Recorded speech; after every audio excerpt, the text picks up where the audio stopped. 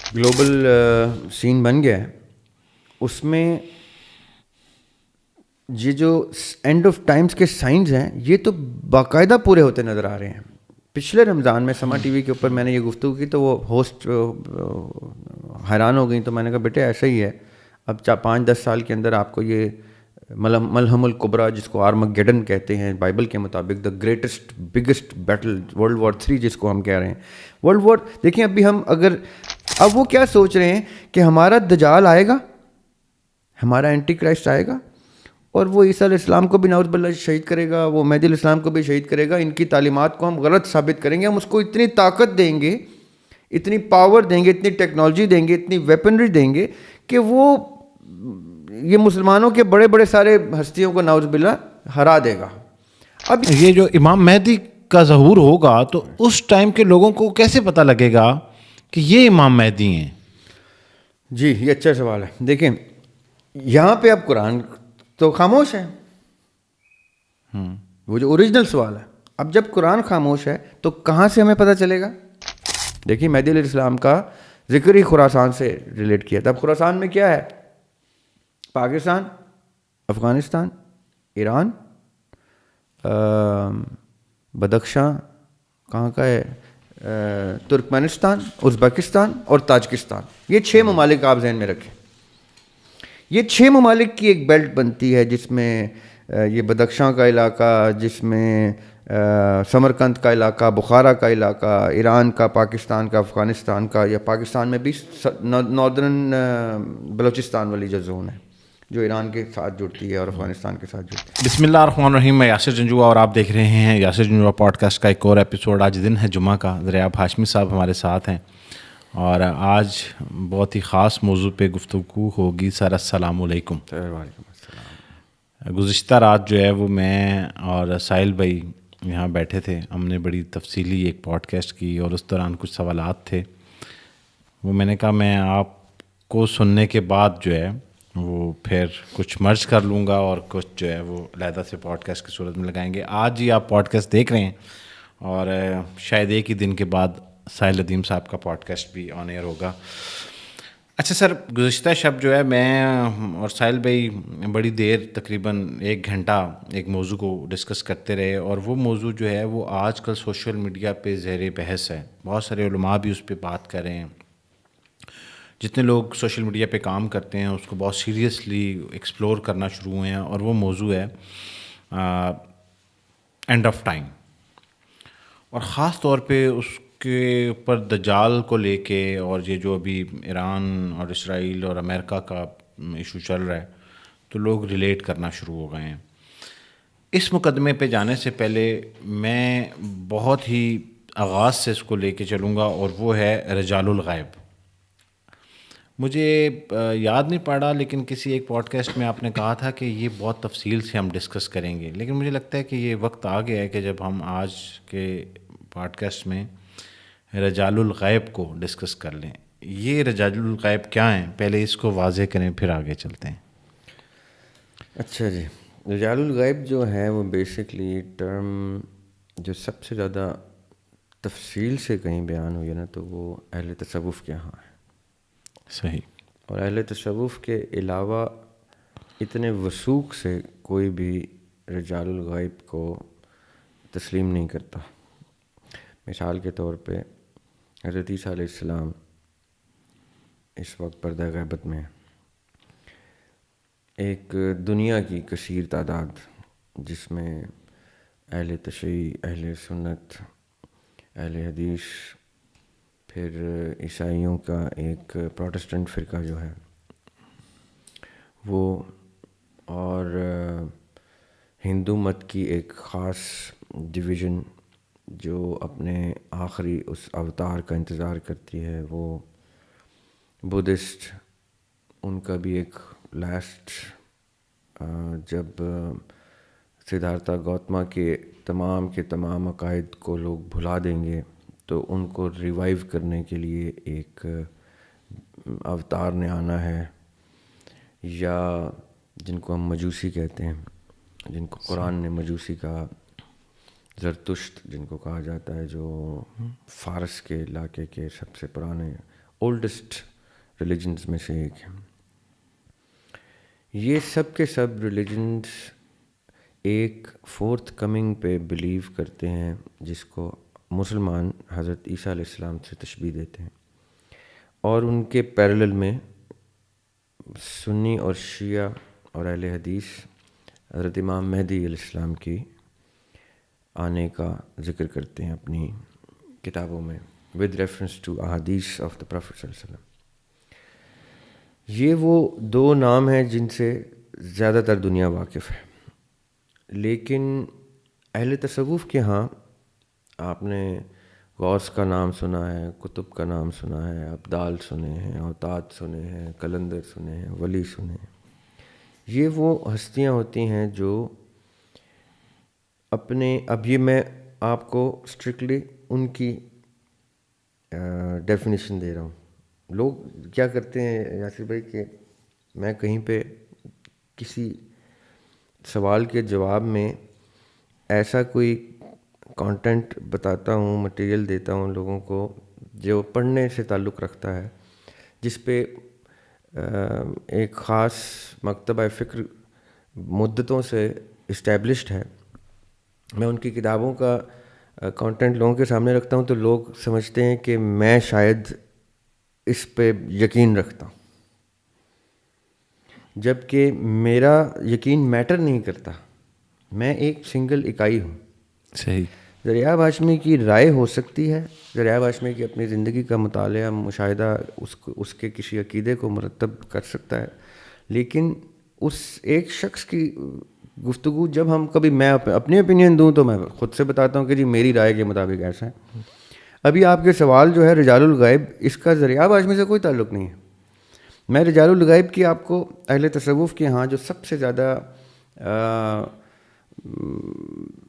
تعداد میں جس چیز کو اہل تصوف کے اکابرین نے ایکنالج کیا ہے میں وہ بیان کرنے لگا ہوں. صحیح.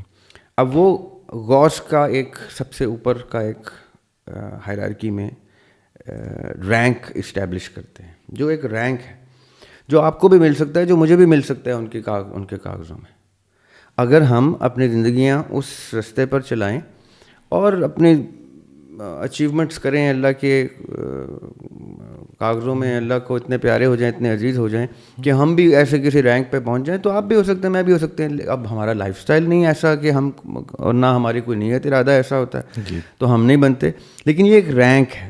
صحیح.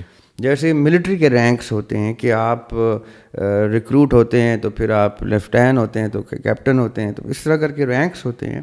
یا جس طرح آپ مدرسے میں عالم ہوتے ہیں تو کب جا کے مفتی بنتے ہیں, اسی طرح اہل تصوف کے ہاں ایک رینکس ہیں جو اپنی عبادات اور پھر اپنی کرامات کی بیسس کے اوپر آپ کو رینکس ملتے ہیں, جن رینکس کو ایکنالج کرنے کے لیے رجال الغیب آپ کو ملنا شروع ہو جاتے ہیں.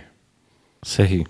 اب رجال الغیب کیا کرتے ہیں, جب کسی شخص کی تپسیا دیکھتے ہیں, ریاضت دیکھتے ہیں, اس کی محنت, اس کی مشقت, اس کی لوگوں کے ساتھ اور اللہ تعالیٰ کے ساتھ ایک کنیکٹیوٹی کو دیکھتے ہیں, عبادات دیکھتے ہیں, تو اس کے درجات کو اسٹیبلش کرنے کے لیے رجال الغیب غیب میں سے اس کے سامنے حاضر ہونا شروع ہو جاتے ہیں. یہ بائی ڈیفینیشن بتا رہا ہوں میں آپ کو تصوف کی. صحیح.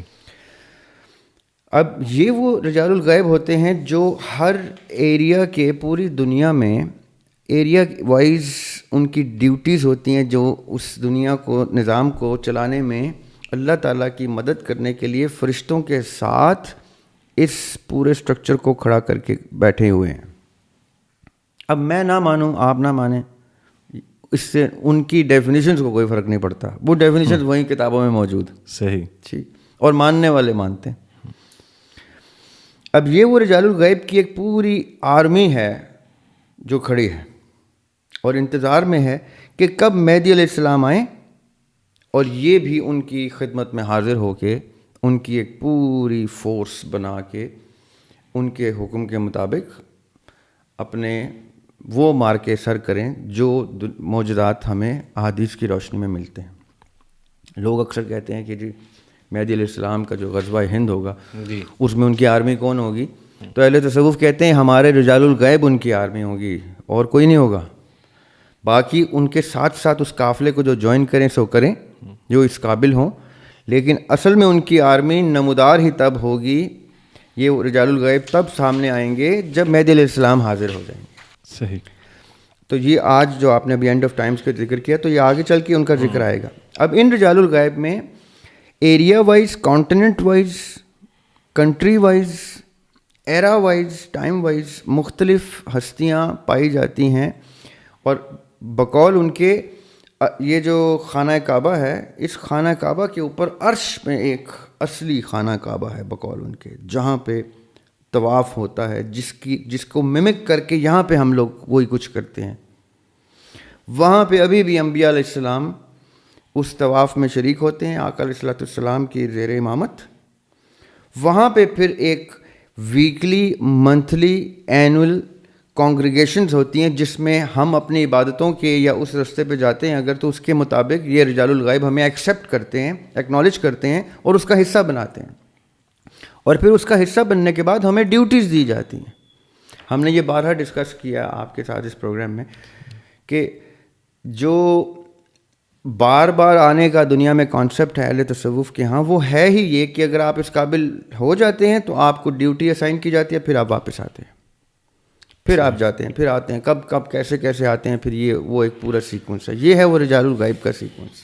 اچھا، یہ تو ہو گیا کلیئر. اچھا، آج پوڈ کاسٹ کو آگے بڑھانے سے پہلے میرے خیال میں first time ever in the podcast ہم 1 ملین سبسکرائبر کے قریب ہیں دریاب بھائی. اور میں دیکھتا ہوں کہ ایک بڑی تعداد جو ہے وہ ہمارے ایپیسوڈز دیکھ رہی ہوتی ہے، لیکن اس کو میں نے انالائز کیا تو اس میں ایک بہت چھوٹی تعداد ہے جس نے سبسکرائب کر رکھا ہے. تو آپ اس کا پارٹ بنیں اور ہماری 1 ملین سبسکرپشن میں کردار ادا کریں. جتنے لوگ جو ہے وہ دیکھ رہے ہوتے ہیں تو کوشش کریں کہ اس چینل کو سبسکرائب کر لیں. ہم ہر فرائیڈے کو بھرپور کوشش کرتے ہیں کہ آپ کے لیے ایک نشست لے کے آئیں، اور مجھے لگتا ہے کہ اس میسج کے بعد جلد ہی ہمارا جو ہے وہ ملین کرنا چاہیے ان کو. دیکھیں اگر یہ ایک مائل سٹون ہے، آپ ماشاءاللہ پچھلے اتنے عرصے سے جی اتنی شخصیات کو یہاں پہ لائے ہیں، لوگ اس سے استفادہ کرتے ہیں. کتنے ہی شخصیات کو میں خاص طور پہ آپ کے چینل پہ آ کے سنتا ہوں اور بار بار ان کی پوڈ کاسٹ بھی دیکھتا ہوں، اور آئی ایم پریٹی شیور کہ لوگ بھی دیکھتے ہوں گے بہت سے لوگوں کو.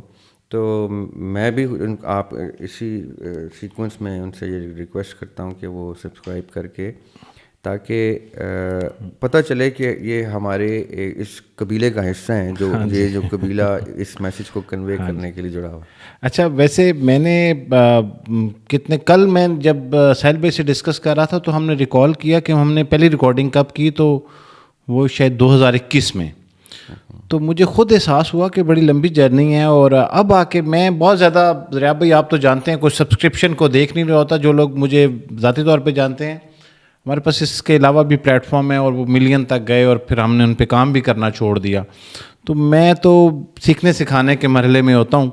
باوجود اس کے کہ جب آپ بالکل قریب پہنچتے ہیں تو وہ ایک خواہش جاگتی ہے اس کی پیش نظر. اچھا ضریاب بھائی، امام مہدی کے ظہور کے سیکوینس سے ہم چلتے ہیں، اور اس کے بعد ایک جنگ ہے، اس کو میں پروناؤنس کر رہا ہوں اللہمہ ملحم الکبریٰ، اس کے اوپر بات کریں گے، اور پھر دجال پہ آئیں گے. امام مہدی کی تو وضاحت بہت سارے لوگوں کو ہے اور لوگ اس کے بارے میں جانتے ہیں. دجال کو لے کے لوگ جو ہے وہ بڑے کنفیوز ہو جاتے ہیں، کیونکہ مختلف علماء مختلف رائے دیتے ہیں، اور اس میں جو سب سے اہم بات ہے وہ یہ ہے کہ قرآن پاک میں جو ہے وہ دجال کا کوئی واضح ذکر نہیں ملتا. لیکن اس کے ساتھ ساتھ ایک حدیث ہے، اور وہ حدیث میں کوٹ کر دیتا ہوں کہ نبی پاک صلی اللہ علیہ وآلہ وسلم نے سورۃ کہف کی ابتدائی یا آخری 10 آیات پڑھنے کو دجال سے حفاظت کا ذریعہ بتایا. تو اس کا مطلب ہے کہ اس حدیث سے، اور بھی بہت ساری حدیث، تو آپ کو کیا لگتا ہے کہ قرآن میں کوئی ریفرنس آپ کو نظر آیا ہو جس کو آپ بتانا چاہیں؟ دیکھیں یہیں پہ تو ابھی بڑا اچھا آپ نے نا سوال سامنے رکھا ہے لوگوں کے لیے. یہاں پہ 2 چیزیں ایڈریس ہوتی ہیں. جی، پچھلے سال ایک ویڈیو کسی مولانا صاحب کی بڑی وائرل ہوئی تھی، اور بڑی نیگیٹو کونوٹیشن کے ساتھ وائرل ہوئی تھی.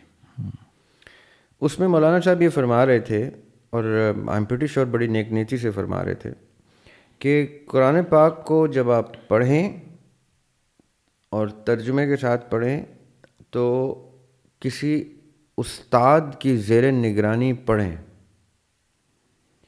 ورنہ قرآن پاک کی بہت سی ایسی تعبیریں ہیں جو عام سمجھ سے بالا ہوتی ہیں، تو وہ آپ کو سمجھ میں نہیں آتی ہیں، تو آپ ہو سکتا ہے اس کو اس ڈائریکشن میں ہی نہ دیکھیں جس ڈائریکشن میں قرآن لے کے جانا چاہ رہا ہے آپ کو. تو جیسے ہی آپ اس ڈائریکشن میں نہیں جا رہے جہاں لے کے جانا چاہ رہے تو آبویسلی پھر آپ غلط ڈائریکشن میں ہیں. صحیح. تو انہوں نے کیا کہا کہ آپ پھر کئی دفعہ بغیر استاد کے پڑھنے سے غلط ڈائریکشن میں چلے جاتے ہیں. تو لوگوں نے ان کا مذاق کیسا بنایا، یہ دیکھیں نا، سوشل میڈیا کا دور ہے تو کیا کیا باتیں ہوتی ہیں کہ بھئی مولوی صاحب کہہ رہے ہیں کہ قرآن بغیر استاد کے بغیر عالم کے پڑھیں تو قرآن گمراہ کر دیتا ہے. اور پھر ان مولوی صاحب کی انتہائی ٹرولنگ کی لوگوں نے. اور پھر جو ماڈرن ڈے اسکالرز ہیں وہ بھی یونائٹ ہو گئے اس بات پہ کہ بالکل ٹھیک کہہ رہے ہیں لوگ، اتنا آسان ہے قرآن، مولویوں نے اس کو ایسا بنا دیا ویسا بنا دیا، جبکہ وہ بالکل ٹھیک فرما رہے تھے مولانا. یاسر بھائی، ہم جب اسکول میں تھے نا تو ہماری ٹیچر کیا کرتی تھیں اردو کی، ہر اسکول کی ہر اردو کی ٹیچر ایک کام کرتی تھی. اقبال کا کوئی شعر آتا تھا یا غالب کا، اس شعر میں شاعر کہتا ہے کہ فلاں فلاں فلاں. اب ہم شاعر گھرانے سے تعلق رکھتے ہیں، ہمارے گھروں میں غالب اور میر اور درد اور یہ ایسے ڈسکس ہوتے تھے جیسے کوئی ٹی وی پہ پروگرام ڈسکس ہوتے ہیں عام گھروں. تو ہمیں تو وہ گھٹی میں ملے ہوتا تھا اور بحث مباحثے اور ٹریننگ ہوتی تھی. ہم وہ شعر پڑھ کے گئے ہوئے ہوتے تھے، بہت پہلے کے ہم نے پڑھے ہوتے تھے. تو میں منہ دیکھ رہا ہوتا تھا میڈم کا کہ اس شعر میں شاعر اصل میں تو ایسا کچھ کہتا نہیں ہے. تو میں کھڑا ہو جاتا تھا، میں کہتا تھا میڈم ایک سوال پوچھنا ہے. جی میڈم آپ یہ کیوں کہہ رہی ہیں کہ اس شعر میں شاعر یہ کہتا ہے جبکہ اس شعر میں شاعر یہ نہیں کہتا؟ تو اچھا آپ کو میرے سے زیادہ پتہ ہے؟ کہتے نہیں، مجھے بصد احترام مجھے آپ سے زیادہ نہیں پتہ، لیکن کم از کم اس شعر کا آپ کو کم پتہ ہے. تو اگر آپ مجھے موقع دیں تو میں کلاس کو بتا دیتا ہوں کہ اس شعر میں شاعر کیا کہنا چاہ رہے تھے بیچارے. پھر میں آتا تھا اور میں اس شعر کی تشریح کرتا تھا، اس شعر کا سیاق و سباق بتاتا تھا، اس شاعر کا سوانح حیات بتاتا تھا کہ بھئی یہ شاعر کون تھا، یہ کیا سوچ رکھتا تھا، کس ایرا میں پیدا ہوا تھا. کیونکہ ہمیں ٹریننگ ہی یہ ملی ہوئی تھی گھر سے کہ شاعر کو ایسے نہیں پڑھ سکتے آپ.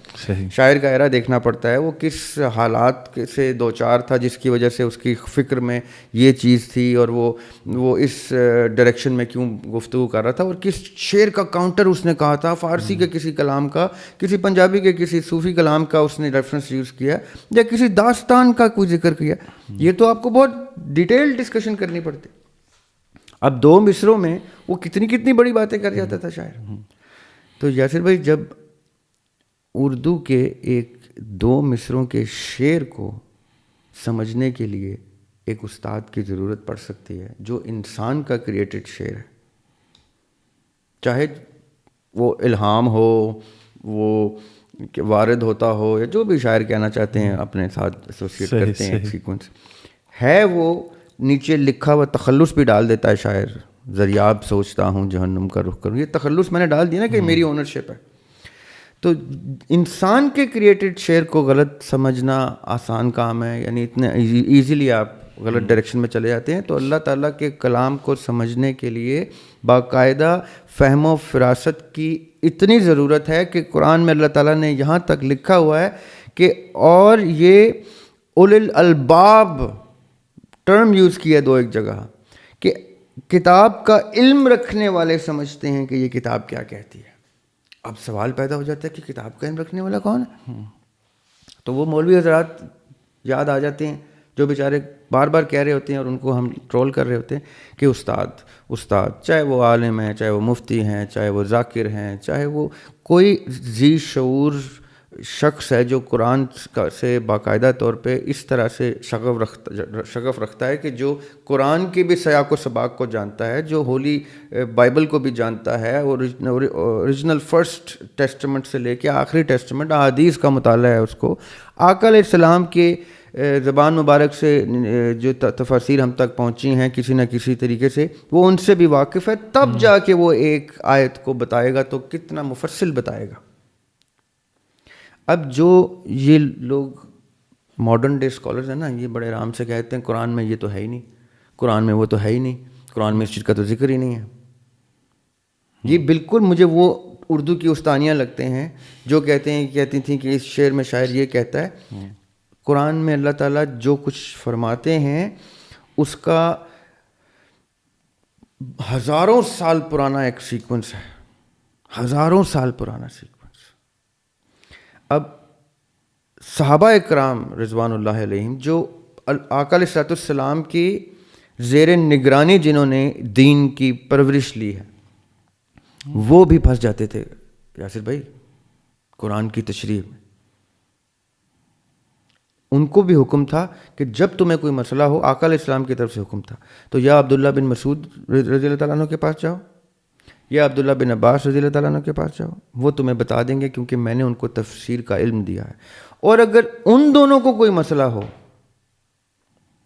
تو پھر وہ علی علیہ السلام کے پاس جائیں، کیونکہ علی علیہ السلام کو اسباب نزول، شان نزول ایک ایک آیت کا میں نے ایسے بتا دیا ہوا ہے کہ جیسے کسی اور کو نہیں پتہ.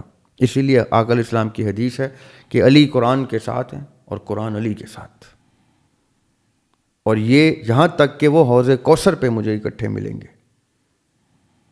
یہ جو آخری حدیث ہے نا ان کی غدیر کے مقام پہ بھی کہ میں 2 چیزیں چھوڑ کے جا رہا ہوں، ایک قرآن اور ایک میرے اہل بیت. ان کا مطلب ہی یہ تھا کہ قرآن یہ لوگ بتائیں گے. جب قرآن کی کوئی چیز سمجھ میں نہیں آئے گی ان لوگوں سے پوچھنا. ہم نے کیا کیا یاسر بھائی؟ صفین میں قرآن کو نیزوں پہ چڑھا دیا اور کربلا میں اہل بیت کو نیزوں پہ چڑھا دیا. اب نہ قرآن ہمارے سمجھ میں آتا ہے نہ اہل بیت ہماری سمجھ میں آتے ہیں. یہ 2 جنگوں میں ہم نے اس آقا علیہ السلام کی حدیث کے ساتھ اپوزٹ کیا. وہ 2 چیزیں چھوڑ کے گئے، ہم نے دونوں کو شہید کر دیا اپنی طرف سے. نعوذ باللہ استغفر اللہ.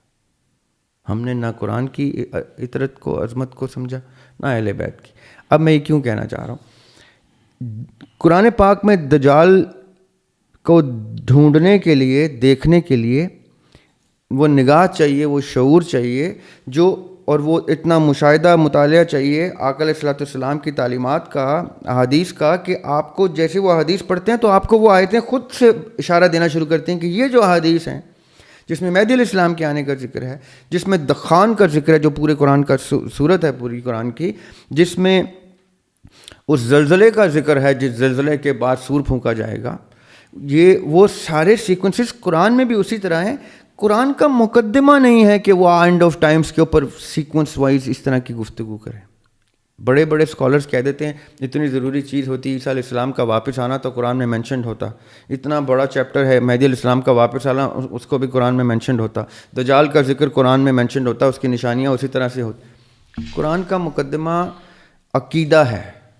عقیدے کا تعلق جو ہے آپ کی اس اساس کو، بنیاد کو اسٹیبلش کرنا ہے، جس کے بعد یہ مناظر خود سے دکھنا شروع ہو جاتے ہیں.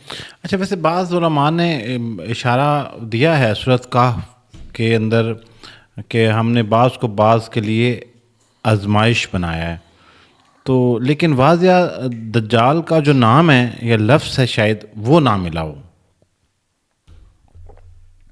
یاسر بھائی دعوت الارض قرآن میں مینشنڈ ہے، وہ جو جانور جس میں جو زمین میں سے نکلے گا اینڈ میں، جی، اور وہ لوگوں کے ساتھ گفتگو کرے گا، بتائے گا، ڈسکشن کرے گا، یعنی کھائے گا بھی اور ان کو واضح طور پہ چیزیں بتائے.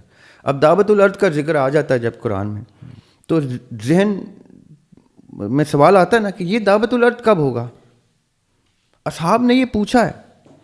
اچھا، ایک اور بڑی انٹرسٹنگ چیز ہے، وہ یہ ہے کہ یہ تو ہم اپنے مذہب کی بات کر رہے ہیں.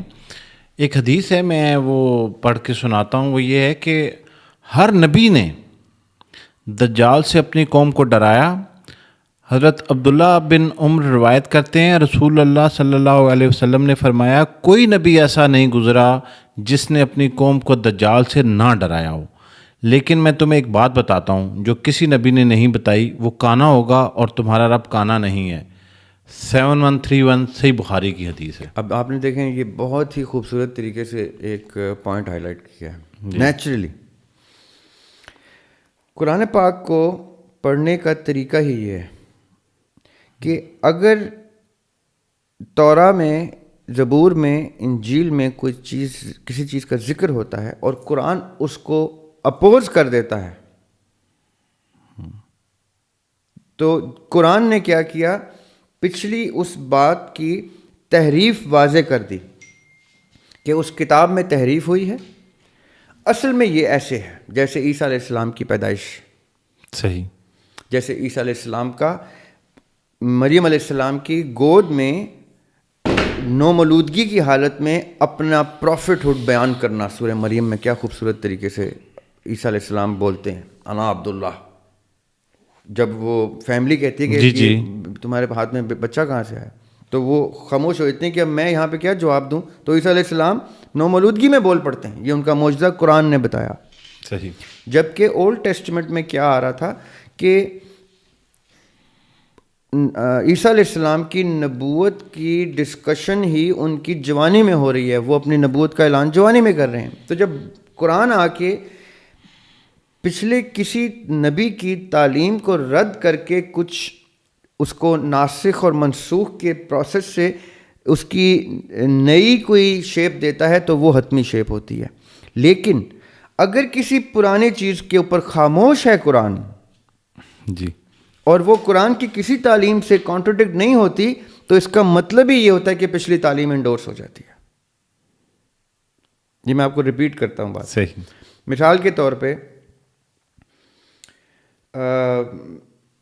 بائبل میں اولڈ ٹیسٹمنٹ میں یا نیو ٹیسٹمنٹ میں لیٹس اسیوم ذکر آیا ہے کہ عیسیٰ علیہ السلام کے اوپر کوئی شریعت نہیں آئی، عیسیٰ علیہ السلام موسوی شریعت کو لے کے چلے. صحیح. اب یہ بڑا امپورٹنٹ پوائنٹ ہے، یہ ابھی آگے ہم ڈسکس بھی کریں گے جب آپ اینڈ آف ٹائمز کی بات کریں گے کہ عیسیٰ علیہ السلام کسی شریعت کو لے کے نہیں آئے، وہ موسوی شریعت کو انفورس کرنے آئے.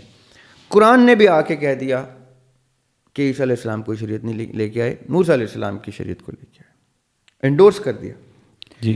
اب جو چیزیں پھر عیسیٰ علیہ السلام بائبل میں ایسی کر رہے ہیں جو قرآن سے کانٹرڈکٹ نہیں ہو رہی، وہ ہمارے لیے حقیقت پر مبنی ہے، وہ ورڈ آف گاڈ ہے. جہاں پہ کوئی چیز قرآن سے کانٹرڈکٹ ہو رہی ہے، قرآن نے اس کو ریجیکٹ بھی نہیں کیا، لیکن قرآن سے کانٹرڈکٹ ہو رہی ہے فلسافیکلی، تو آپ نے اس کو رد کر دینا کہ یہ ڈائریکٹ کانٹرڈکشن ہو رہی ہے. حالانکہ قرآن نے اس کو کراس کر کے ناسخ منسوخ کر کے کچھ اور نہیں لکھا، پھر بھی وہ قرآن کی فلسفے سے کانٹرڈکٹ ہو رہی ہیں تو وہ ہم نے رد کر دینا ہے. اب یہ دوسرا سیکوینس آ گیا کہ جس میں قرآن تصحیح نہیں کر رہا، لیکن بنیادی طور پہ اس کا فلسفہ اگر بائبل سے مختلف ہو گیا ہے تو ہم اس فلسفے کو رد کر دیں گے. پھر کچھ چیزیں جس پہ قرآن خاموش ہے، لیکن وہ اگر بنیادی فلسفے سے کلیش نہیں ہو رہی، متصادم نہیں ہے، تو وہ قرآن کی خاموشی ایکسیپٹنس ہے. جیسے آپ نے کہا نا کہ ہر نبی نے، اور ہر نبی کیا، ہر مذہب کے نبی نے، یاسر بھائی جی جی، میں تو قرآن میں جو مجوسیت کا ذکر ہے نا، مجوسی، صابی، یہودی، نصرانی، یہ مذاہب کا ذکر ہے قرآن میں، اور اہل کتاب کے ریفرنس میں ذکر ہے. جی جی، یہ اور اس کا میں وجہ بھی بتا دیتا ہوں کیا ہے. جب دور خلافت شروع ہوا آقا علیہ السلام کے جانے کے بعد، تو کچھ مسائل گورننس کے سامنے آتے تھے ڈیلی بیسس پہ کہ ایسے کیسے کرنا. جیسے زکوٰۃ کا مسئلہ کھڑا ہو گیا تو جنگیں ہوئی ہیں اور ہم نے لوگوں صحابی قتل ہوئے ہیں اس میں جنہوں نے زکوٰۃ دینے سے انکار کر دی. یہ اجتہادی مسائل تھے جو اجتہاد کے بیسس کے اوپر اسٹیبلش ہوتے تھے، آپس میں مشاورت کرتے تھے، ذی شعور، پریکٹسنگ جید قرآن اور آقا علیہ السلام کی سنت اور سیرت سے جو بہت کلوز تھے اور واقف تھے، وہ بیٹھتے تھے، فیصلہ سناتے تھے، اور پھر خلیفہ وقت جو ہے وہ فیصلہ انفورس کرتے تھے. صحیح. تو جب جزیے کا ٹائم آیا، جب فتوحات کا سلسلہ شروع ہوا حضرت عمر رضی اللہ تعالیٰ کے دور میں، تو جزیہ فکس کرنا ہوتا تھا، ٹیکس. جی. تو قرآن کی آیات آ گئیں کہ اہل کتاب کو قتل نہیں کرنا آپ نے. سورہ توبہ قرآن کی آخری صورت کہ اہل کتاب کو قتل مت کرو، مشرکین کو ڈھونڈ ڈھونڈ کے مارو. اہل کتاب کو قتل مت کرو، ان کو ان کے مذاہب کو آزادی سے پریکٹس کرنے دو، ان کے اوپر ٹیکس لگا دو، جزیہ لگا دو.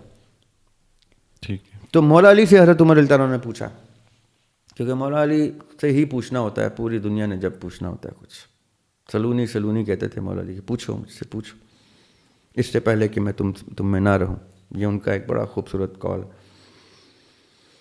جیسے میں نے شروع میں کہا کہ جہاں عبداللہ بن مسعود رضی اللہ تعالیٰ عنہ اور عبداللہ بن عباس رضی اللہ عنہ پھنس جائیں گے, وہاں پہ مولا علی سامنے آئیں گے. تو مولا علی سے حضرت عمر نے پوچھا کہ مجوسیوں کے ساتھ کیا کرنا ہے.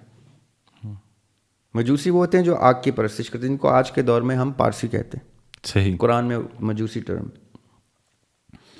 تو مولا علی نے کہا سورہ توبہ میں مجوسیوں کا نام لکھا ہوا, نام لکھ کے بتا, سورہ حج میں نام لکھ کے بتا دیا کہ مجوسیوں کو بھی وہی ذمی لا اپلائی ہوگا کہ ان کو عبادت کرنے کی اجازت ہوگی. یہ ملٹری میں نہیں آ سکتے, ہماری فورس کو نہیں جوائن کر سکتے, کیونکہ ظاہر ہے وہاں عقیدے کی جنگ ہو رہی ہے, وہاں پہ نبی اور اللہ کے نام پہ جنگ ہو رہی ہے. لیکن ان کو ہم قتل نہیں کریں گے, ان کے اوپر ٹیکس لگائیں گے, ان کو آزاد چھوڑ دیں گے, آزادی دیں گے, ان کی پروٹیکشن ہماری اسٹیٹ کے ذمہ ہوگی. یہ کب ہوتا ہے یاسر بھائی؟ جب ان کو آپ کا مذہب انڈورس کرتا ہے کہ یہ ہمارے ہی مذاہب میں سے, یعنی ہمارے ہی مذہب میں سے پچھلے کوئی بہت پرانے انبیاء کی کوئی امت ہے. جو آپ نے کہا نا ہر نبی نے دجال کا ذکر کیا ہے, یہ ان کے مجوسیت میں بھی اوتار کے آنے کا ذکر ہے, اس آخری ری انکارنیشن کا ذکر ہے, عیسیٰ علیہ السلام کا, جیسے یہود مت میں مسیح کا ذکر ہے, جیسے کرسچینٹی میں اینٹی کرائسٹ اور جیزس کرائسٹ کے آنے کا ذکر ہے, جیسے اہل تشیع اور اہل سنت جو ہیں مہدی علیہ السلام کو آنے کو مانتے ہیں. مجوسیت میں بھی یہ کانسیپٹ ہے, جیسے بدھسٹ میں ذکر ہے متریا کا, جیسے کلکی کا ذکر ہندو مت میں ہے. یہ سب کے سب اس اوتار کا انتظار کر رہے ہیں. سکھ ازم, ہندوازم کلکی کا انتظار کر رہے ہیں. بدھسٹ اور زرتشت جو مجوسی ہیں یہ بھی اوتار کا انتظار کر رہے ہیں. مسلمان عیسیٰ علیہ السلام, پروٹسٹنٹ کرسچنس عیسیٰ علیہ السلام, یہودی مسیح, یہ سب کے سب جس کا انتظار کر رہے ہیں, وہ سب کے سب کی تعلیمات پہ قرآن کی خاموشی اور اشارتاً بتانا کہ جب ایسا سما ہو تو کیا کرنا ہے. سورہ کہف کی جو نصیحت کی آقا علیہ الصلوۃ والسلام نے کہ یہ جمعے کے دن یہ پڑھنی ہے, کیونکہ یہ آپ کو دجال کے شر سے محفوظ رکھیں گی. پھر ان سورہ کہف میں ذوالقرنین کا ذکر ہے, جنہوں نے یاجوج ماجوج کو سیل کیا ہوا ہے, روکا ہوا ہے کہ وہ نہیں آ سکتے. اچھا ریاض بھائی, یہ جو ابھی آپ بات کر رہے تھے, اس میں اینٹی کرائسٹ کا جو تصور ہے وہ اسلام کا اور کرسچینٹی کا کوئی سملر ہے؟ جیسے پوڈ کاسٹ سے پہلے بھی ہم ڈسکس کر رہے تھے, تو اس میں یہ جو کرسچینٹی ہے اور مسلمان ہیں یہ تو منتظر ہیں حضرت عیسیٰ کے, جو یہودی ہیں وہ دجال کے منتظر ہیں. وہ اب دیکھیں یہودیوں میں نا 2-3 ٹائپس ہیں. ایک وہ ہیں جو آرتھوڈاکس, جیسے ہمارے, اب میں کیسے کہوں, ہمارے تو مسلمان افینڈ ہو جاتے ہیں. جیسے مسلمانوں میں شیعہ سنی 2 میجر سیکٹس ہیں, ان سنیوں میں پھر کلاسیفیکیشنز فردر ہیں اور شیعوں میں کلاسیفیکیشن فردر ہیں. اسی طرح کرسچنس میں بھی کیتھولک پروٹسٹنٹس ہیں اور فردر کلاسیفیکیشنز ان کے نیچے ہیں. اسی طرح یہودیوں میں بھی ہم ایک اگر آرتھوڈاکس کا رکھیں جو کتاب کے بہت قریب ہیں, اور دوسرے جو ہیں وہ اور دوسرے اور تیسرے, اب تو زائنسٹ بھی ہمارے سامنے آ گئے. زائنسٹ وہ ہیں جو تھرڈ ٹیمپل کی ریڈ, وہ کیا ہے ان کا, ریڈ ہیفر اس کی, اور یہ دجال کی فالوئنگ کے ان تمام نشانیوں پہ پورا اترتے ہیں. جن کو مسیحا بولتے ہیں جس کو. نہیں رکیں. اسلام, کرسچینٹی اور اوریجنل یہود مت, اسکرپچرز آف بائبل گڈ اور ایول کو کلیئر کرتے ہیں. ٹھیک ہے, یہ سمجھنی ہے بات سب نے. عیسیٰ علیہ السلام on the good side, Jesus Christ on the good side, anti Christ دجال آن دا بیڈ سائڈ. اب اینٹی کرائسٹ اور دجال خالی اکیلے نہیں ہیں, ان کو ماننے والے, ان کا رستہ ہموار کرنے والے لوگ باقاعدہ یہود مت اور عیسائیت اور اسلام میں مینشنڈ ہیں. اب یہ جو زائنسٹ ہے نا, یہ جو محترم جناب نیتن یاہو صاحب, یہ نیتن یاہو باقاعدہ اپنی سپیچز میں کہتا ہے کہ میں یہ سب کچھ کروں گا, میں یہ تھرڈ ٹیمپل اب بناؤں گا اور میں اس رستے کو ہموار کروں گا. نام نہیں لیتا کس رستے کو, جس رستے پہ دجال نے آنا ہے. نیتن یاہو اپنے آپ کو وہ مسایا کہتا ہے. اچھا جی نیتن یاہو کہتے ہیں میں ہی وہ مسایا ہوں, اور یہ مسلمان جو ہیں یہ دشمن ہیں, یہ ایول ہیں, میں نے ان کو مارنا ہے اور وہ تھرڈ ٹیمپل بنا کے گریٹر اسرائیل کا رول اسٹیبلش کرنا ہے. یہ ہماری تعلیمات میں یہ جو گفتگو کرے گا وہ دجال کا خلیفہ ہوگا. ہم اس لیے یہ جو پورا ایران اس کے پیچھے پڑا ہوا ہے نا, آج سے نہیں, سن 48 میں جب یہ بنا تھا تو جناح رحمۃ اللہ علیہ نے کہا تھا کہ یہ ہے وہ ایول سٹیٹ. جناح کو بھی پتا تھا, جناح بھی سیکنڈ جنریشن کانورٹ مسلمان کو اتنا پتا تھا کہ اس شیطان کو کب ریکگنائز کر لیا تھا جناح نے 48 میں. مرنے سے پہلے جناح نے کہہ رہا تھا کہ یہ وہ ایول سٹیٹ ہے, اس کو پاکستان کبھی بھی ریکگنائز نہیں کرے گا کیونکہ اس ایول سٹیٹ نے دجال کا رستہ ہموار کرنا ہے. لیکن نیتن یاہو کو لیتے ہوئے تو یہ تو ان کا بھی, یہودیوں کا بھی تو یہ ایمان ہے کہ وہ امن قائم کرے گا سب سے پہلے آ کے, تو یہ تو جنگیں پھیلا رہا ہے. جی اوریجنل یہودیوں کا جو آپ بات کریں نا, وہ اوریجنل مسلمانوں, اوریجنل کرسچنز اور اوریجنل یہودیوں والی بات کر رہے ہیں. یہ تینوں مسلمان ہیں, یہ تینوں انہی عقائد پر ہیں جو عیسیٰ علیہ السلام کے منتظر ہیں, جو عیسیٰ علیہ السلام کے دشمنان کا رستہ ہموار کریں گے, جو مہدی علیہ السلام کی تلوار میں گردنیں کٹوائیں گے. وہ جو ایول سائڈ ہے وہ بڑے فخر سے, بڑے طاقت میں بول رہی ہے. اور نیتن یاہو تو بیچارہ ایک چھوٹا سا پون ہے نا, اس کے پیچھے جو اس کو چلانے والے لوگ ہیں وہ ہیں اصلی دجل کے پیروکار. وہ دجال کا رستہ ہموار, اور وہ باقاعدہ کرتے ہیں, وہ ایسے ریچولز بھی کرتے ہیں یاسر بھائی. وہ کہتے ہیں کہ ہاں ہم سیٹنک ہیں, جو اکھاڑنا ہے ہمارا اکھاڑ لو, ہم طاقت میں ہیں. انہوں نے ایکسیپٹ کیا ہوا ہے کہ ہم اس دنیا کو تسلیم کرتے ہیں, یہ دنیا ہماری ہے, ہمیں آخرت نہیں چاہیے. اب ان کا مقصد کیا ہے کہ آخرت کو, قیامت کو دور کریں, دور دور دور, قیامت آنے سے روکیں. اچھا دیکھیں, اگر میرے پاس اور آپ کے پاس چوائس ہو کہ بھئی دنیا لینی ہے یا آخرت, اور میں اور آپ کہیں کہ یاسر بھائی آخرت کے قابل تو ہم ہیں نہیں, دنیا لیتے ہیں, صحیح ہے, تو میری اور آپ کی خواہش کیا ہوگی کہ ہماری زندگیاں لمبی ہوں اور یہ دنیا زیادہ سے زیادہ چلے, قیامت لیٹ ہو جائے. ایسا ہی ہے بالکل. یہ وہ کر رہے ہیں, ان کا مقصد ہی. اب ان کو تو اللہ تعالیٰ جب ہدایت کی روشنی سے کسی کو نابینا کر دیتا ہے تو وہ تو اسی نولہ ما تولا, ادھر ہی موڑ دیتا ہے نا اللہ تعالیٰ جدھر وہ جا رہے ہوتے ہیں.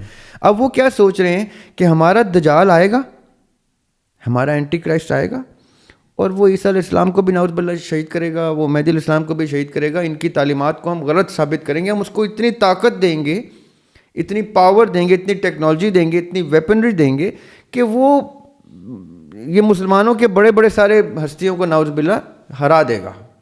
اب یہ وہ بڑی نیک نیتی سے, خلوص سے جڑے ہوئے ہیں ہمارے حق کے خلاف, اور وہ ڈرتے بھی نہیں ہیں. وہ کہتے ہیں ہم ہیں طاقت میں. واقعی دیکھیں نا کیا سلوک کیا انہوں نے فلسطینیوں کے ساتھ, کیا سلوک کر رہے ہیں وہ کشمیریوں کے ساتھ, کیا سلوک کرتے ہیں وہ یمنیوں کے ساتھ یا سیرینز کے ساتھ, روہنگینز کے ساتھ, یا چائنا میں.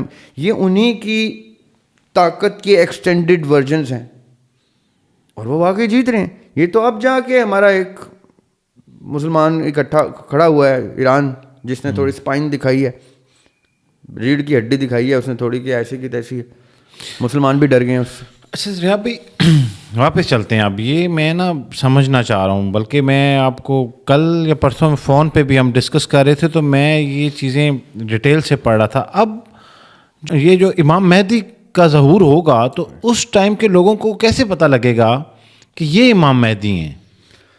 جی یہ اچھا سوال ہے. دیکھیں یہاں پہ اب قرآن تو خاموش ہے,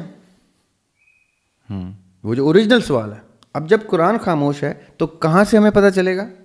احادیث کے ذخیرے سے, جس کو منکرین حدیث قرآن میں نہ ہونے کی وجہ سے رد کر دیتے ہیں. بڑے بڑے اسکالرس ہمارے استادوں میں سے ایک ہیں جاوید احمد غامدی صاحب. ہاں جی, وہ ان حدیثوں کے منکر ہیں, چاہے وہ باقی 12,000 حدیثیں انہوں نے شامل کی ہوں اپنی کتابوں میں, لیکن وہ ان حدیثوں کے تو منکر ہیں نا جو حدیثیں دجال سے ریلیٹڈ ہیں, مہدی علیہ السلام سے ریلیٹڈ ہیں, عیسیٰ علیہ السلام سے ریلیٹڈ ہیں. وہ کہتے ہیں یہ ضعیف ہیں اور irrelevant ہیں, بلکہ یہ امام مہدی کے ظہور سے متعلق تو وہ کہتے ہیں کہ یہ تو باقاعدہ اس میں امام مہدی کا نہ نام ہے نہ ذکر ہے. جی جی, دیکھیں کیونکہ میں ان کو اپنے اساتذہ میں گنتا ہوں اور وہ ابھی ہمارے ساتھ موجود نہیں ہیں پرسنلی کہ ہم ان سے گفتگو کر سکیں, تو اس لیے میں ان کا ذکر ایک محدود طریقے سے ہی کر سکتا ہوں, ان کی فکر کا ذکر کر سکتا ہوں. جی جی جی, ان کی جو فکر کی پلس ہے نا وہ یہ ہے کہ وہ اپنے عقیدے کو سمپلیفائی کرتے ہیں کہ قرآن سے اگر متصادم ہے کوئی چیز قرآن میں نہیں ہے تو میں نہیں مانوں گا. ٹھیک ہے, ان کی وہ اگر ان کا حق ان کو ایسے دکھائی دیتا ہے تو یہ رب جانے اور ان کا عمل جانے, ان کی زندگی جانے. ہم on the other hand the majority of Christians and Jews and Muslims and Hindus and Sikhs and Buddhist, یعنی 7 ارب لوگ 7.5 ارب لوگ جس چیز پہ متفق ہیں جی, ہم ان کی گفتگو کر رہے ہیں. صحیح. وہ جو 1.5 2,000 5,000 1 لاکھ مجھے نہیں پتا کتنے ان کے فالوور اس لیول پہ ہیں جو مہدی کو رد کرتے ہیں یا عیسیٰ کو رد کرتے ہیں, نعوذ باللہ, وہ جتنے بھی لاکھوں ہیں جی جی جی, وہ ان 7 ارب کے سامنے تو کچھ بھی نہیں ہے نا. صحیح. تو یہ جو 7 ارب کا رستہ ہے نا, 7 ارب کا, وہ جو میں اکثر قرآن پاک کی آیت بتاتا ہوں کہ وہ یتبع غیر سبیل المومنین, اور اگر آپ نے ایسے رستے کی اتباع کی جو مومنین کا نہیں ہے تو آپ غلط رستے پہ ہیں. تو یہ بڑا رسکی گراؤنڈ ہے جس کے اوپر ہمارے استاد غامدی صاحب چل پڑے ہیں, اور وہ ہی نہیں چل پڑے, ان کے امام بھی اسی رستے پہ تھے, ان کے استاد بھی اسی رستے پہ تھے, اب ان کے شاگرد بھی بیچارے اسی رستے پہ ہیں.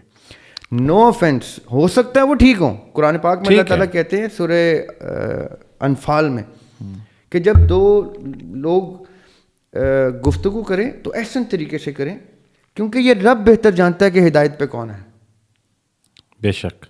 تو میں احسن طریقے سے ان کو اپنا بصد احترام استاد مان کے کہہ رہا ہوں کہ وہ 7 ارب پلس لوگوں کے بالمقابل کھڑے ہیں, صرف مسلمانوں کے نہیں, صرف شیعوں کے نہیں, صرف سنیوں کے نہیں, صرف کرسچنس کے نہیں, صرف یہودیوں کے نہیں, صرف ہندوؤں کے نہیں, صرف بدھسٹ کے نہیں, صرف زرتشت کے نہیں, سب کے بالمقابل کھڑے ہیں, جیسے وہ کہتے ہیں کہ میں ان چیزوں کو نہیں مانتا. ٹھیک ہے, ٹھیک ہے. اب آثار کیا بتا رہے ہیں, تھوڑی سی کامن سینس یوز کر کے میں غامدی صاحب کو مشورہ دیتا ہوں ان کا شاگرد ہونے کے ناطے, کہ جیسے ہی آثار کچھ بتانا شروع کر دیتے ہیں, انہوں نے کتنی چیزوں سے رجوع کیا ہے اپنی کتب میں. جی. تو اب آثار یہ بتا رہے ہیں کہ وہ نشانیاں جو یہ بیچارے جن کو آپ غلط کہتے رہے ہیں ساری عمر, ان بیچاروں میں سے کسی کی نشانیاں ٹھیک بھی ہونا شروع ہو گئی ہیں.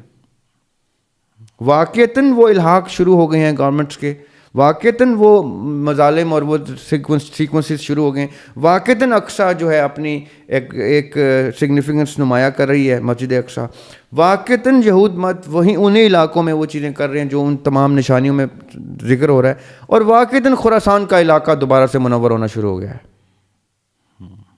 دیکھیے مہدی علیہ السلام کا ذکر ہی خراسان سے ریلیٹ کیا تھا. اب خراسان میں کیا ہے؟ پاکستان, افغانستان, ایران, بدخشاں کہاں کا ہے, ترکمانستان, ازبکستان اور تاجکستان. یہ 6 ممالک آپ ذہن میں رکھیں.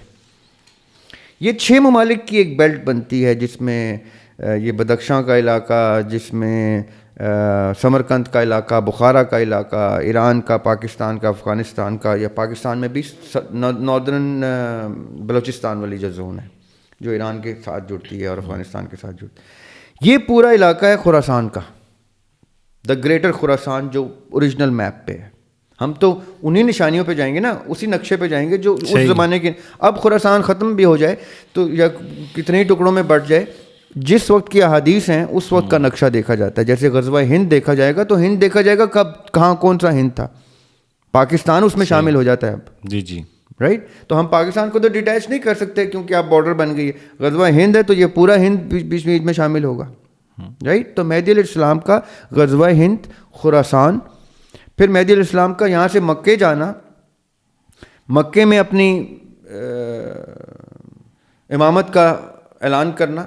اور وہ بھی دیکھیں یہ بڑا ضروری ٹاپک آ گیا ہے, اور یہ میں اس لیے نام لیے بغیر یہاں تو غامدی صاحب کے ساتھ میں تھوڑی سی نا محبت کی لبرٹی لیتا ہوں. ہم تو ان کے اسکول کو ڈسکس کر رہے ہیں کہ وہ کیا. جی غامدی صاحب کے ساتھ میں بڑی لبرٹی لیتا ہوں محبت کی. جی. ایک اور صاحب ہیں جو مجھے اور آپ دونوں کو بہت عزیز ہیں, میں ان کا نام ابھی نہیں لے سکتا کیونکہ میرا ان سے اس طرح سے محبت کا رشتہ اسٹیبلش نہیں ہوا, لیکن وہ آپ کے یہاں مہمان بھی بن چکے ہیں بڑی دفعہ. اچھا. اور آج کل ماشاء اللہ ان کو لوگ سنتے بھی ہیں. بہت ہی نفیس, بہت ہی خاص, میرے بڑے پسندیدہ لوگوں میں سے. رمضان ٹرانسمیشن میں ساحل ادیم کے ساتھ کہیں وہ 2-1 لوگوں کے ساتھ بیٹھے ہوئے تھے اس رمضان میں, اور وہاں ذکر چھڑ گیا یہ اینڈ آف ٹائمز کا, اور بات کہیں کی ہو رہی تھی. ذکر آ گیا مہدی علیہ السلام کا اور عیسیٰ علیہ السلام کا. تو ان 2 اشخاص نے ساحل کو, وہ کیونکہ ایک ہی عقیدے کے ہیں, حالانکہ ساحل بھی اسی عقیدے کے گھر کا ہے, لیکن انہوں نے کہہ دیا. اب مزہ مجھے کیوں آ رہا تھا کہ یہ سارے ایک ہی برادری کے بنو ہاشم کے لوگ بیٹھے ہوئے تھے. یہ تینوں بنو ہاشم کے لوگ بیٹھے ہوئے تھے. اور مزے کی بات ہی ہے کہ بنو ہاشم جب آپس میں گفتگو کرتے ہیں تو کتنی حشمت سے گفتگو کرتے ہیں, مزہ آتا ہے. جی. تو انہوں نے کیا کیا, کہہ دیا کہ عیسیٰ علیہ السلام نبی کی ایز نبی نہیں آئیں گے. ساحل کو تو چلیں جو بات وہاں پہ فیل ہوئی اس نے اظہار کر دیا. میں آج آپ کی اس پوڈ کاسٹ کے تھرو یہ ان لوگوں کو کلیئر کرنا چاہتا ہوں جو کسی بھی مکتبہ فکر سے تعلق رکھتے ہیں, لیکن اگر اس خام خیالی میں ہیں کہ نبی جو ہے, کوئی بھی نبی ہے, وہ دنیا میں نان نبی بھی ہو سکتا ہے, یہ قرآن اس چیز کو نہیں تسلیم کرتا. اس کو تھوڑا واضح کریں.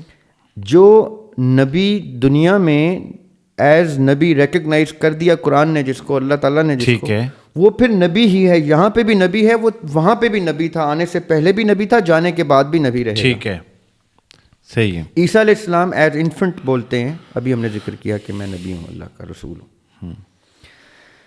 آقا علیہ السلام کہتے ہیں آدم علیہ السلام جب مٹی سے گوندے جا رہے تھے میں تب بھی نبی تھا. بے شک. جب ہم سے عہد الست لیا جا رہا تھا, تو ہم تو عام روح ہیں نا, ہم سے عہد الست لیا جا رہا تھا. قرآن میں اللہ تعالیٰ کہتے ہیں میں نے اپنے نبیوں سے اولی العزم کا عہد لیا تھا, عہد الست نے لیا تھا. یعنی نبیوں کا عہد بھی ارواح میں اور ہوتا ہے, ہمارے والا نہیں ہوتا. صحیح. ہمارا 2nd ڈگری آف عہد ہے, ان کا سپرلیٹو ڈگری آف عہد ہوتا ہے, کیونکہ وہ نبی ہوتے ہیں, وہ وہاں پہ بھی نبی ہوتے ہیں. اب عیسیٰ علیہ السلام جہاں پہ بھی اللہ تعالیٰ کے پاس ہیں, جب کیونکہ آقا علیہ السلام معراج پہ جب گئے تو ان کو عیسیٰ علیہ السلام ملے ہیں آسمانوں میں, تو وہاں موجود ہیں, وہ نبی کی صورت میں ہی موجود ہیں. وہ جب آئیں گے تو نبی کی صورت میں ہی آئیں گے. یہ کہنا سرن غیر شرعی ہے اور نبی کی شان میں گستاخی ہے کہ اگر آپ عیسیٰ علیہ السلام کو کہیں کہ وہ اپنی نبوت کے ساتھ نہیں آئیں گے. اب میں اس کی لاجک بتاتا ہوں آپ کو. جی. اور میں لاجک بھی انہی کے مکتبہ فکر سے بتاؤں گا. یعنی یہ سنیوں کی بات نہیں ہو رہی, اب یہ شیعوں کی بات ہو رہی ہے. وہ اہل تشیع ہیں, وہ موصوف جن کا ہم ذکر کر رہے ہیں. ٹھیک ہے, میں اب تیز ریل چلا رہا ہوں, میری نظر سے شاید اس طرح کی ایک ویڈیو گزری ہے کہ وہ کون سے مہمان ہیں. بہرحال آپ کنٹینیو کریں. اہل تشیع جو ہیں ان کی تعلیمات کے مطابق مہدی علیہ السلام آخری امام اور آخری حجت ہیں. ٹھیک ہے, ان پہ حجت تمام ہو جاتی ہے. I agree. اہل سنت بھی یہ کہتے ہیں. اہل سنت اور اہل تشیع کا فرق کہاں آتا ہے؟ اہل سنت امامت کو نہیں مانتے. صحیح. وہ کہتے ہیں امامت کا کانسیپٹ کہاں سے آیا. وہ بالکل غامدی صاحب بن جاتے ہیں اس ٹائم. وہ کہتے ہیں قرآن میں امامت کا ذکر نہیں ہے. بڑا کی پوائنٹ بتا رہا آپ کو. غامدی صاحب کا اسکول کہتا ہے کہ قرآن میں نہیں ہے تو میں حدیث کی صحت پہ شک کر سکتا ہوں. ٹھیک ہے. اہل سنت کہتے ہیں کہ نہیں عیسیٰ علیہ السلام آئیں گے, تو غامدی صاحب کہتے ہیں قرآن میں نہیں ہے, دجال بھی نہیں ہے, مہدی علیہ السلام بھی نہیں ہے. تو سنی یہ نہیں کہتے کہ ٹھیک ہے قرآن میں نہیں ہے تو ہم نہیں مانیں گے. سنی کہتے نہیں حدیث میں ہے تو ہم مانیں گے. ایسے ہی ہے, ایسے ہی ہے نا, سیاہ سطح میں ہے تو مان لیں. جی جی. یعنی ان کا قرآن کا میٹر امامت کے اوپر خالی آ کے بچتا ہے کہ امامت قرآن سے نکالو, جبکہ پوری سنیت کی سیاہ سطح بھری ہوئی ہے امام مہدی, امام مہدی, امام مہدی, امام مہدی, امام. یہ امام لفظ کہاں سے نکالتے ہیں؟ یہ مجھے تو پہلی بات تو یہ سمجھ نہیں آتی. اگر یہ امام کو امام نہیں مانتے تو یہ امام مہدی کس منہ سے کہتے ہیں؟ صحیح. پہلی بات. ٹھیک ہے. دوسری بات, اہل تشیع سے اب میں ایڈریس کر رہا ہوں، کیونکہ اب میں اہل سنت سے تھوڑا سا کنارہ ہو رہا ہوں، یہ ڈسکشن اب اہل تشیع کے لیے، جو یہ سمجھتے ہیں، جو اس خام خیالی میں ہے کہ عیسیٰ علیہ السلام نبوت کے منصب سے ہٹ کے نعوذ باللہ دنیا میں آئیں گے. نبوت کا منصب نبی سے کھینچا ہی نہیں جا سکتا. نبوت منصوص من اللہ ہوتی ہے، اللہ تعالیٰ نبوت سے مبعوث کرتے ہیں کسی کو، سوائے اللہ تعالیٰ کے کوئی اور وہ نبوت پھر واپس نہیں لے سکتا. اللہ نے مبعوث کیا، اللہ تعالیٰ لیں گے، اور اللہ تعالیٰ کبھی بھی نہیں لیتے. اللہ تعالیٰ کی سنت ہی نہیں ہے کسی کو نبی بنایا اور پھر نان نبی کر دیا، یہ اللہ کی سنت ہی نہیں. نبوت منصوص من اللہ ہوتی ہے، اور امامت کی نص نبی کے تھرو آتی ہے. پوری اہل تشیعت کس چیز پہ کھڑی ہے؟ من کنت مولا فہذا علی مولا. غدیر خم کے مقام پہ آقا علیہ السلام نے کہا کہ جس کا میں مولا اس کا علی مولا. ہینس ولایت کا سرچشمہ اب علی ہیں میرے بعد، یہی مولا ہے، انہی کے پاس ولایت ہے، یہ ہینس آپ کے امام ہیں. پوری اہل تشیعت اس پہ چیز پہ کھڑی ہے. یعنی امامت کس نے انڈورس کی؟ نبی نے. صحیح. یہ پھر آپ نے ساری عمر کے لیے سیکوینس رکھنا ہے، رہتی دنیا تک سیکوینس رکھنا ہے کہ امامت کو انڈورس کرے گا تو نبی کرے گا. صحیح. تو امامت اب جب آئے گی حجت تمام کرنے کے لیے تو اس کو انڈورس کرنے کے لیے کسی نبی کا نبی ہونا ضروری ہے. اس لیے عیسیٰ علیہ السلام آئیں گے اس امامت کو انڈورس کرنے کے لیے. جب وہ کہیں گے نماز آپ پڑھائیں گے، یہاں نبی نے انڈورس کی ہے امامت، ہینس مہدی علیہ السلام کی امامت کی حجت تمام ہوتی ہے کیونکہ وہ منصوص ہے نبی سے. ایک بات. ٹھیک ہے. دوسری بات یاسر بھائی جو کی پوائنٹ ہے، عیسیٰ علیہ السلام جب پہلے آئے تھے تو شریعت لے کے نہیں آئے تھے. یہ میں اب میں غامدی صاحب کو یہ تحفہ دینا چاہ رہا ہوں، یہ جملے میرے غامدی صاحب کے لیے. جی. عیسیٰ علیہ السلام پہلے بھی جب آئے تھے تو موسوی شریعت کو لے کے انڈورس کرنے آئے تھے. شریعت انفورس کرنے کا کام ہے ان کا، شریعت لے کے نہیں آئے. وہ موسیٰ علیہ السلام کی کتاب کو لے کے آئے. قرآن نے کہا کہ یہ موسیٰ کی کتاب کو لے کے چلیں گے. اب بھی جب آئیں گے تو وہ آقا علیہ السلام کی شریعت کو انڈورس کرنے کے لیے آئیں گے، انفورس کرنے. اپنی شریعت وہ اب بھی نہیں لے کے آئیں گے. اس لیے نبی کا آنا ختم نبوت کے کانسیپٹ کو کانٹرڈکٹ نہیں کرتا. صحیح. جو خاتم النبیین آقا علیہ السلام کا ختم نبوت کا کانسیپٹ ہے، وہ حدیث ہی یہ ہے کہ آقا علیہ السلام سے اصحاب نے پوچھا کہ آپ کے جانے کے بعد، آپ کہہ رہے ہیں آپ آخری نبی ہیں، آپ کے جانے کے بعد کیا ہمارا اللہ تعالیٰ سے کنیکشن ختم ہو جائے گا، فیض کا تعلق ختم ہو جائے گا؟ تو آقا علیہ السلام نے کہا نہیں، نبوت ختم ہے، اللہ تعالیٰ کا آپ سے فیض کا سلسلہ ختم نہیں ہوگا. کسی اچھے خواب کی صورت میں، الہام کی صورت میں، یعنی آپ کو اچھی بشارت کی صورت میں آپ کو اللہ تعالیٰ سے کنیکشن رہے گا. اور پھر آگے اسی حدیث میں عیسیٰ علیہ السلام کا ذکر کیا انہوں نے، اسی حدیث میں جس کے بیسس کے اوپر آپ کا اینڈ آف ٹائم میں عیسیٰ علیہ السلام کا کانسیپٹ ہے نا، وہ اس حدیث کے ریفرنس سے. اور پھر عیسیٰ علیہ السلام آئیں گے، ٹھیک ہے، لیکن وہ میری شریعت میں کسی قسم کی کوئی رد و بدل نہیں کریں گے. یہ حدیث یہاں مکمل ہوتی ہے. اب یہ میں کیوں بتا رہا ہوں، اہل تشیع کا وہ کانسیپٹ ایڈریس ہو گیا کہ امامت جو ہے وہ. اب ایک پوائنٹ اور میں ایڈ کروں گا. نبوت اللہ تعالیٰ مبعوث کرتے ہیں نبی کو، امامت کو نبی انڈورس کرتے ہیں، اور خلافت کو امام انڈورس کرتے ہیں. صحیح. اسی لیے ابو بکر صدیق رضی اللہ تعالیٰ عنہ خود چل کے مولا علی کے پاس آئے تھے کہ میں آپ سے خود ملنے آؤں گا. امامت چل کے خلافت کے پاس نہیں گئی تھی، خلافت چل کے امامت کے پاس آئی تھی انڈورسمنٹ لینے کے لیے. 6 مہینے تک انڈورسمنٹ نہیں ملی تھی.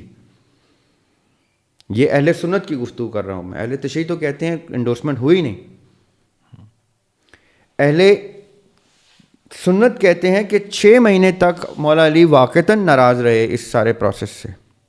6 مہینے کے بعد ابو بکر صدیق رضی اللہ عنہ جا رہے تھے. جب حضرت عمر رضی اللہ عنہ نے کہا میں ساتھ چلتا ہوں تو مولا علی نے کہا نہیں، عمر رضی اللہ عنہ کو ساتھ مت لے کے آنا، اکیلے آئیے گا، ٹھیک ہے، کیونکہ حضرت عمر رضی اللہ عنہ ذرا سخت طبیعت کے آدمی، وہاں کسی قسم کی بحث اگنائٹ ہو سکتی تھی. اس سے پہلے کے معاملات درپیش ہو چکے تھے جس کے اوپر پوری اہل تشیعت کھڑی ہے، جس پہ اہل سنت بھی متفق ہوتے جا رہے ہیں اب آہستہ آہستہ. تو امامت انڈورس کرتی ہے خلافت کو. اگر جیسے حسن علیہ السلام نے حکومت ٹرانسفر کی تھی معاویہ بن سفیان کو، تو انہوں نے 12 کنڈیشنز کا کانٹریکٹ دے کے کی تھی, کیونکہ امامت کا کام ہی ہے خلافت کو یا حکومت کو انڈورس کرنا. انہوں نے کہا تھا اگر ان 12 شرائط پہ رہیں گے تو آپ حکومت چلا سکتے ہیں, 12 شرائط وائلیٹ کریں گے تو آپ کی حکومت آپ سے چھین لی جائے گی. صحیح. یہ امامت کا ہی کانسیپٹ ہوتا ہے. اسی لیے حسین علیہ السلام جب حرم میں کھڑے ہیں 10 محرم کو, تو وہ حج نہیں کر رہے, وہ کہتے ہیں اگر میں حج کر لوں گا تو یزید کی حکومت انڈورس ہو جائے گی, سب امام کو دیکھیں گے کہ امام نے حج کر لیا. اس لیے وہ وہاں سے چلتے ہیں 10 محرم کو اور 10 ذی الحج کو, اور 10 محرم تک کا سفر ہے 1 مہینے کا, جس میں وہ شہادت ہو جاتی ہے ان کی, کیونکہ یزید کو پتہ چل گیا انہوں نے حج نہیں کیا. اس نے باقاعدہ چھرے رکھ کے نا, بغلوں میں چھرے رکھ کے لوگ چھوڑے ہوئے تھے کہ حسین علیہ السلام جب حج کرنے لگے قتل کر دینا. تو حسین علیہ السلام نے کہا تھا یہ میرے خون سے حرم کو بھر دینا چاہتے ہیں, میں دیکھ سکتا ہوں میرے قاتلین کیسے پھر رہے ہیں حرم میں. تو یہاں سے پھر قافلہ چلا تھا 10 ذی الحج کو, حج ترک کر کے. ذریعہ بھی میرے خیال میں اس کو ہم اینڈ آف ٹائم کے لیے ایک اور پوڈ کاسٹ بھی رکھتے ہیں, کیونکہ میرے خیال میں ابھی تو ہمارا موضوع شروع بھی نہیں ہوا. اور آپ لوگ بھی کمنٹ سیکشن میں یہ ضرور بتائیے گا کہ کیا اس کے اوپر سیریز کرنا چاہیے. مجھے یہ ٹاپک بڑا انٹرسٹنگ لگ رہا ہے, اور مجھے لگتا ہے کہ یہ ایک بات جس کو ہم کر رہے ہیں ڈسکس, یہ پورے پوڈ کاسٹ کا متقاضی ہے ایک موضوع کو لے کے. تو ہم اس کے اوپر ایک سیریز کرتے ہیں اینڈ آف ٹائم کے اوپر اسٹارٹ.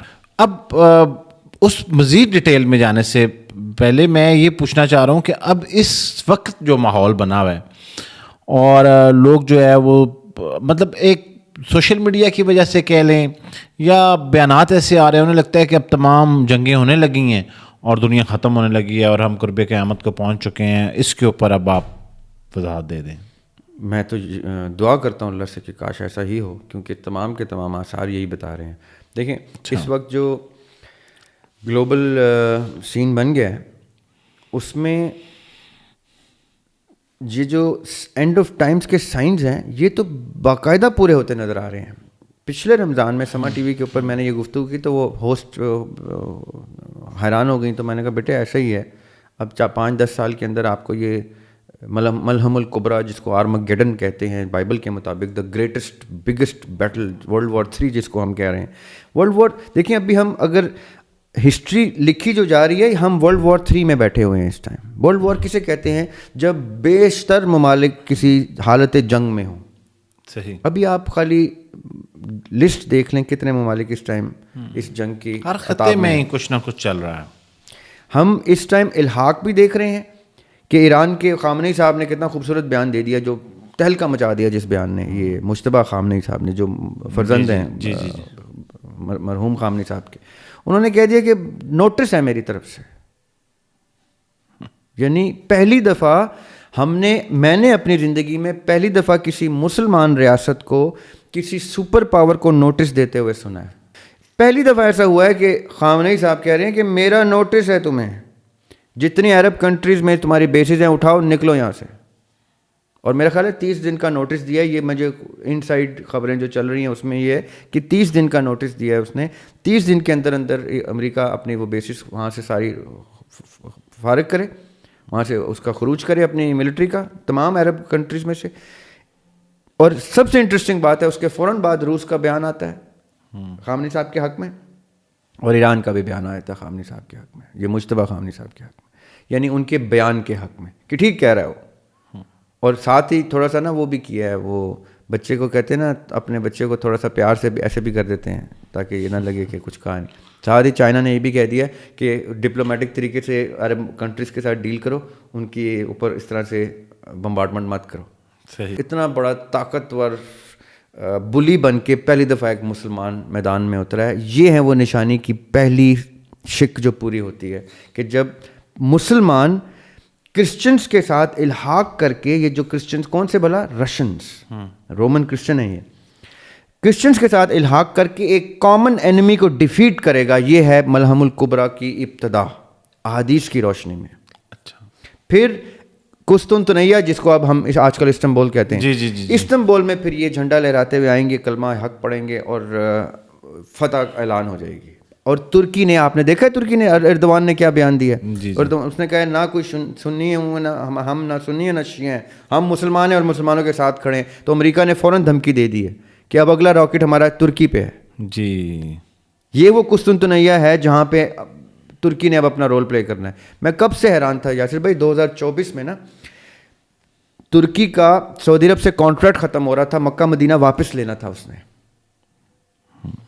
1824 میں 1823 میں جب خلافت عثمانیہ ختم ہوئی ہے اور آل سعود نے یہ ایریا لیا ہے, تو 18 ریاستیں ہیں چھوٹی چھوٹی, 18 لوکیشنز ہیں جو ترکی سے کانٹریکٹ میں آل سعود نے لے کے سعودی عربیہ بنایا ہے. صحیح.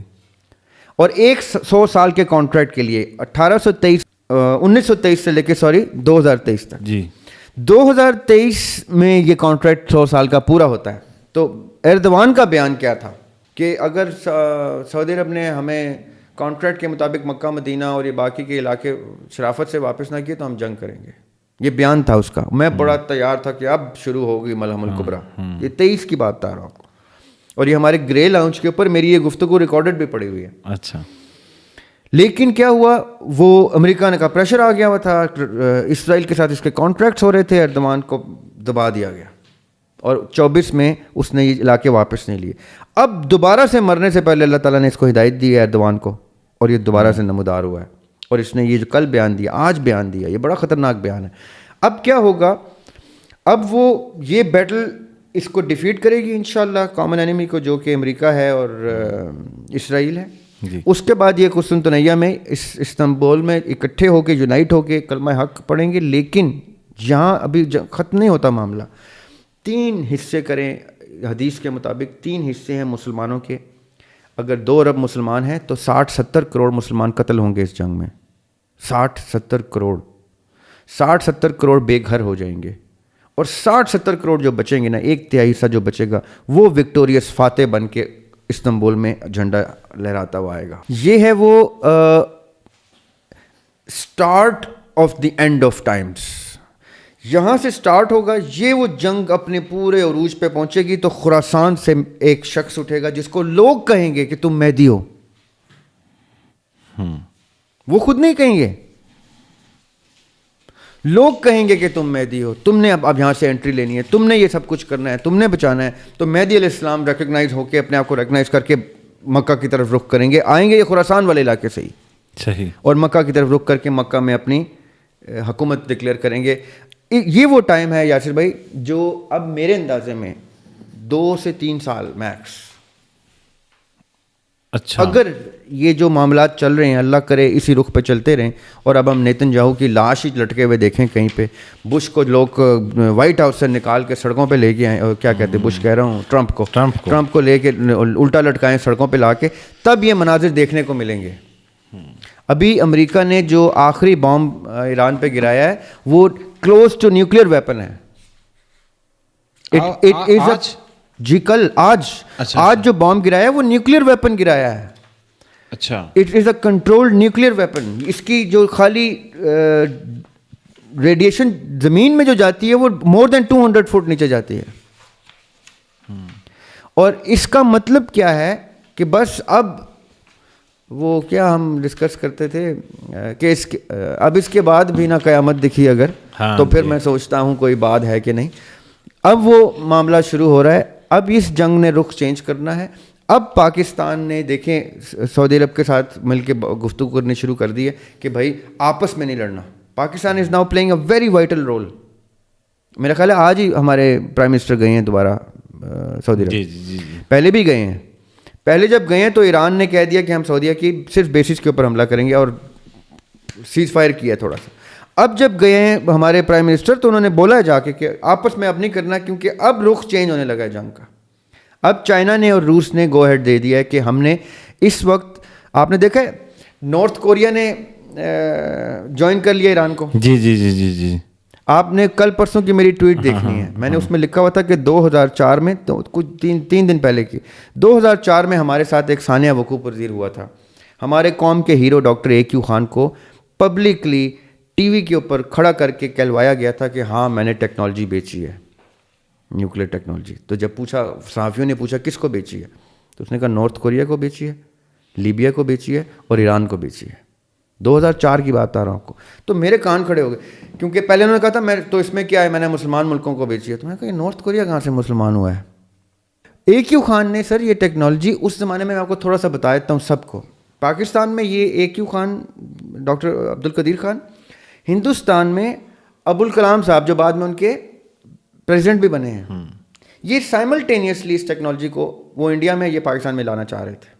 اور اس زمانے میں یہ ہوتا تھا یاسر بھائی کہ ایگزیبیشنس چل رہی ہوتی تھیں جرمنی میں, فرانس میں, ہالینڈ میں, تو لوگ بتا رہے ہوتے تھے کہ یورینیم کی اتنی انرچمنٹ کرو تو اتنی بمبارڈمنٹ کرو تو یہ ہوتا ہے. تو AQ خان نے نا وہ باقاعدہ وہاں کورس کرے تھے, انہوں نے وہ ماڈل پڑھا, انہوں نے بھٹو صاحب کو رابطہ کیا, انہوں نے کہا ہم تو یہ ایٹم بم بنا سکتے ہیں پاکستان میں.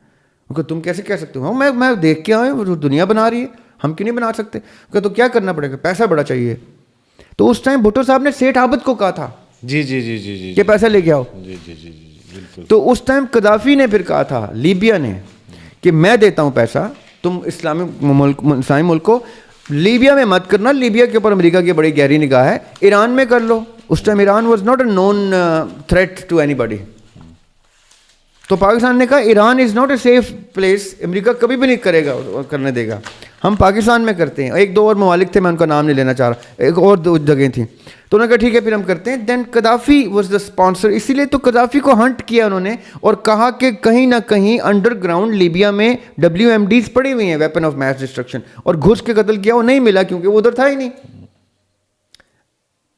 نارتھ کوریا, ایران اور لیبیا, ان کو انہوں نے کہا کہ بعد میں تسلیم کیا, لیبیا ختم کر دیا, اب یہ ایران کا ٹارگٹ کر رہے ہیں. اگلا ٹارگٹ پاکستان نہیں تھا, نارتھ کوریا تھا. نارتھ کوریا خود ہی میدان میں گھس گیا, اس کو پتہ چل گیا میں اگلا ٹارگٹ ہوں. اب یہ وہ الحاق جو ہو رہا ہے یاسر بھائی, آپ کی تمام وہ جو کنڈیشنز ہیں نا اینڈ آف ٹائمز کی, وہ آپ دیکھیں گے انشاءاللہ ایک ایک کر کے پوری ہوں گی. پھر یہ آرمگیڈن بن جائے گی, پھر جنگ, عالمی جنگ بنے گی. آج کے پوڈ کاسٹ کو اس حدیث کے اوپر روکتے ہیں اور اسی حدیث کو اگلی پوڈ کاسٹ میں ہم ڈسکس کریں گے, کیونکہ پھر یہ جو حدیث ہے نا اس میں بہت ساری چیزیں ابھی پوری ہونا. وہ حدیث یہ ہے کہ حضرت معاذ بن جبل سے روایت کرتے ہیں کہ رسول اللہ صلی اللہ علیہ وسلم نے فرمایا بیت المقدس کی آبادی ہوگی تو مدینہ کی ویرانی ہوگی, مدینہ کی ویرانی ہوگی تو بڑی جنگ ظاہر ہوگی. لمحہ کا ذکر ہے. اس بڑی جنگ کے بعد قسطنطنیہ کی فتح ہوگی, قسطنطنیہ کی فتح کے بعد دجال کا ظہور ہوگا. ٹھیک ہے جی, تو یہ بڑی ڈیٹیل میں ڈسکس کرنے والی حدیث ہے. بالکل صحیح. آج جی ہم یہاں تک پہنچ گئے ہیں ڈسکشن میں. ہاں ڈسکشن میں اس حدیث سے اگلا پوڈ کاسٹ انشاءاللہ ہم شروع کریں گے, اس کو ہم اوپن کریں گے انشاءاللہ. ٹھیک ہے, اور پھر اس کو پھر ہم جہاں ہم یہ اب سیریز لے کے چلیں گے, اگلے کو 3-4 پوڈ کاسٹ اسی کے اوپر ہم کرتے چلیں گے. ریاض بھائی آپ کے وقت کا بہت بہت شکریہ. ایک اہم بات یہ ہے کہ ہم جس وقت ریکارڈ کر رہے ہیں وہ سحری کا وقت ہونے والا, تو ہم یہ بھی چاہ رہے ہیں کہ اب ہم سحری کی تیاری بھی کر لیں. تھینک یو سو مچ جی, بہت شکریہ, جزاک اللہ.